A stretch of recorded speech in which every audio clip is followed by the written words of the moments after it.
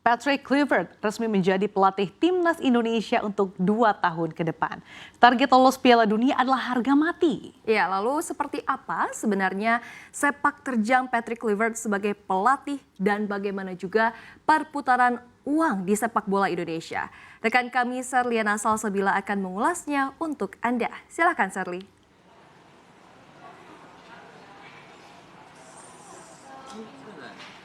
Ya, terima kasih Sasa. Betul sekali bahwa PSSI secara resmi sudah memperkenalkan Patrick Kluivert sebagai pelatih baru untuk timnas Indonesia. Kehadiran dari Patrick Kluivert ini akan menggantikan sosok pelatih lama yakni Shin Tae-yong, di mana sebelumnya PSSI memecat Shin Tae-yong tepatnya pada tanggal 6 Januari 2025. Dan pada saat itu kehadiran dari pemecatan dari Shin Tae-yong mengundang berbagai dari reaksi dari masyarakat begitu ya, dan menuai pro dan juga kontra dari masyarakat, terutama dari para netizen, masyarakat dan pecinta sepak bola. Banyak nih yang bertanya-tanya, mengapa akhirnya PSSI melakukan pemecatan terhadap Shin Tae-yong padahal Indonesia sedang berjuang untuk berlaga di babak ketiga kualifikasi Piala Dunia 2026 zona Asia. Nah, pada saat itu kehadiran Shin Tae-yong tentu saja membawa beragam perubahan begitu. Salah satu contohnya adalah dari aspek fisik, aspek mental, dan juga Shin Tae-yong pada saat itu memperkenalkan pendekatan pelatihan gaya baru, yakni dengan modern dan juga profesionalitas. Kita akan kenalan siapa sih sebenarnya sosok Patrick Kluivert, ada yang saat ini menjabat sebagai pelatih baru untuk timnas Indonesia. Nah, ini dia. Saat ini Patrick Kluivert semasa ia bermain dulu, ia dikenal sebagai penyerang andalan timnas Belanda. Pada saat itu saja dia dinobatkan sebagai pemain produktif nomor 4 untuk di timnas Belanda sepanjang sejarah. Namun sayangnya Patrick Kluivert ini harus hengkang atau sudah gantung sepatu begitu ya di tahun 2008 dan melanjutkan karirnya sebagai di kepelatihan. Nah, untuk di karir kepelatihannya sendiri saat ini Patrick Kluivert ini memulai pelatihannya pada tahun 2010 dengan memimpin atau menjadi asisten pelatih di Brisbane Roar. Setelah itu ia juga menerima jabatan sebagai pelatih untuk Twente U21 dari tahun 2011 hingga tahun 2013.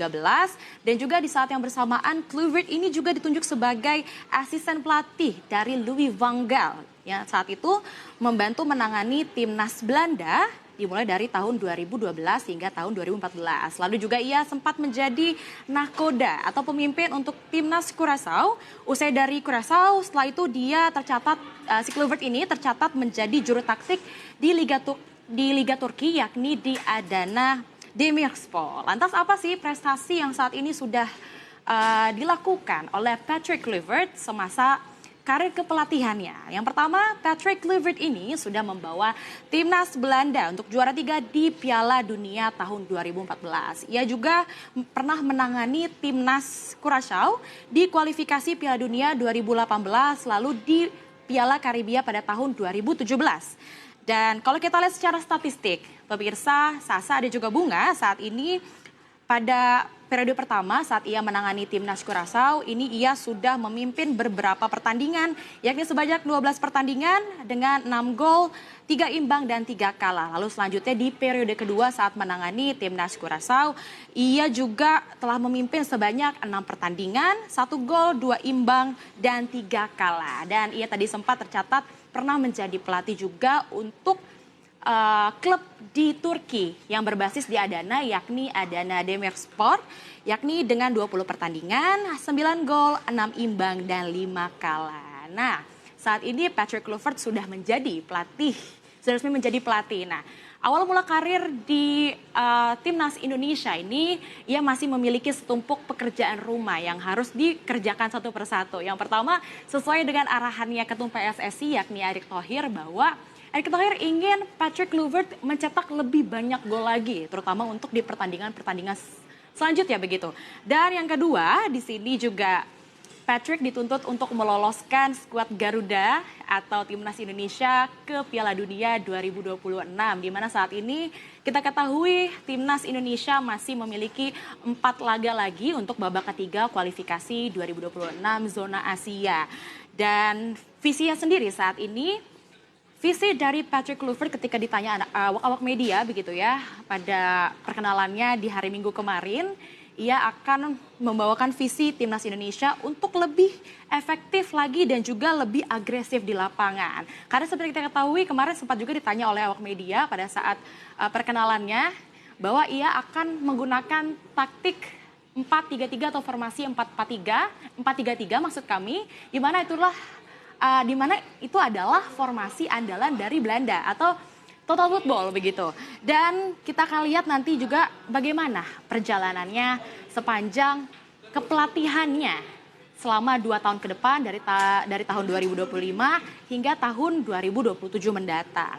Dan untuk yang penasaran nih, berapa sih gaji atau cuan yang akan didapatkan oleh Patrick Kluivert saat ia memimpin timnas Indonesia? Banyak yang bertanya-tanya seperti itu.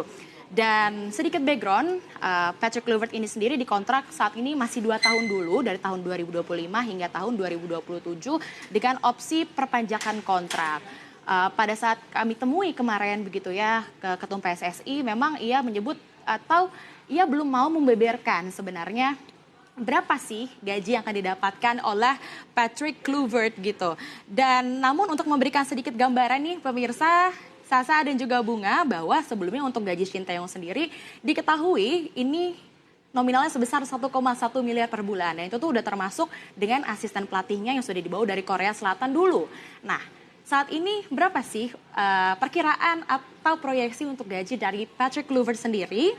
Kalau untuk dari Patrick Kluivert ini diprediksi akan mendapatkan gaji sebesar 1,3 hingga 1,5 miliar per bulan atau setara dengan 18 miliar per tahunnya. Nah, besaran tersebut mengingat saat ini kan Patrick belum bisa mempersembahkan apa-apa gitu untuk timnas Indonesia. Jadi kita akan masih lihat lagi 2 tahun ke depan apa yang akan dibawa oleh Patrick Kluivert. Dan saat ini kalau kita lihat ya, industri sepak bola semakin hari, semakin tahunnya ini semakin menunjukkan pertumbuhan yang signifikan, terutama di perputaran uangnya nih. Nah, kalau kita berbicara soal perputaran uang, saat ini berapa sih perputaran uang di sepak bola Indonesia ini? Nah, kalau dari data yang kami dapatkan dari laporan PSSI bahwa di musim 2023-2024 saja, PSSI sempat merilis bahwa perputaran uang di timnas Indonesia ini sebesar lebih dari 3 triliun rupiah. Angka tersebut juga didapatkan dari hasil hak siar, lalu juga dari hasil sponsor, penjualan tiket, merchandise, dan masih banyak lagi. Memang belum ada besaran atau nominal yang bisa kami kasih tahu karena memang belum ada pernyataan resmi dari pihak PSSI. Namun ini sedikit gambaran saja. Pada saat Indonesia melawan Argentina pada tahun 2023, ini perkiraan perputaran uang di Indonesia pada saat itu sekitar lebih dari 1 triliun rupiah. Ini sangat besar sekali ya, terutama kalau kita lihat sekarang antusiasme dari masyarakat, dari pecinta bola ini semakin hari, semakin tahun, semakin kompak lagi, semakin besar lagi. Dan gak heran juga setiap kita mau beli tiket ya, Sasa, Bunga, dan juga pemirsa ini selalu habis gitu, selalu cepet-cepetan kita harus beli. Dari tiket aja udah besar banget gitu. Dan sedikit kalimat penutup, pemirsa, Sasa, dan juga Bunga, quality without results is pointless, but result without quality is boring. Begitulah wejangan dari legenda sepak bola asal Belanda Johan Cruyff. Dan semoga dengan pergantian pelatih yang saat ini di bawah naungan Patrick Kluivert ini akan membawa dampak positif bagi timnas Indonesia ke depannya. Demikian. Wow, lengkap sekali ulasannya. Terima kasih Seliana Salsabila, selamat bertugas kembali.